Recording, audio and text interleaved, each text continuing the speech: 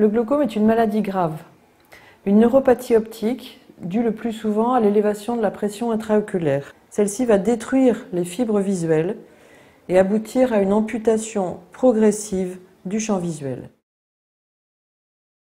Il y a deux types de glaucome.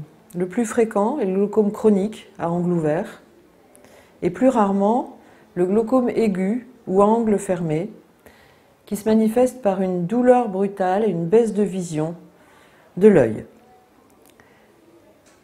Il n'y a pas de symptômes dans le glaucome chronique. Donc seul l'ophtalmologiste est capable de dépister les premiers signes de la maladie en faisant un examen de l'attention et des examens complémentaires. L'atteinte du nerf optique est irréversible, il est donc important de faire un diagnostic précoce. On va tout d'abord prendre la tension oculaire en appuyant un petit objet en plastique sur l'œil préalablement anesthésié ou bien sans contact avec un tonomètre à air.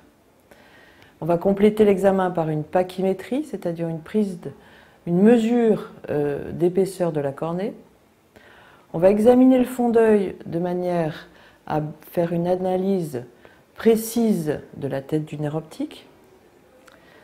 Puis on demandera au patient de faire un examen de champ visuel de manière à quantifier la fonction du nerf optique. Et celui-ci pourra mettre en évidence des zones de moindre vision qui s'appellent des scotomes. Et enfin, on terminera par une analyse de la structure des nerfs optiques en faisant un OCT qui va mesurer l'épaisseur des fibres visuelles autour de la papille. Tous les glaucomes doivent être traités. Il est important de faire baisser la tension oculaire de manière à stopper l'évolution de la maladie. Nous avons trois possibilités. Tout d'abord, l'écolire, que le patient devra instiller quotidiennement.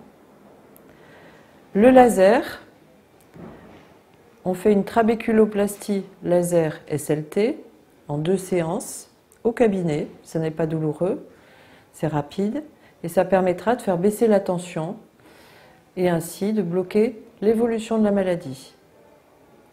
Si les collyres ou le laser ne sont pas suffisamment efficaces, on peut pratiquer une chirurgie.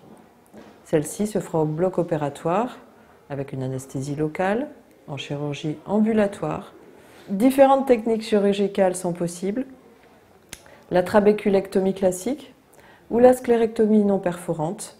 En conclusion, il faut détecter la maladie précocement afin d'agir quand il est encore temps, afin d'éviter une altération importante du champ visuel.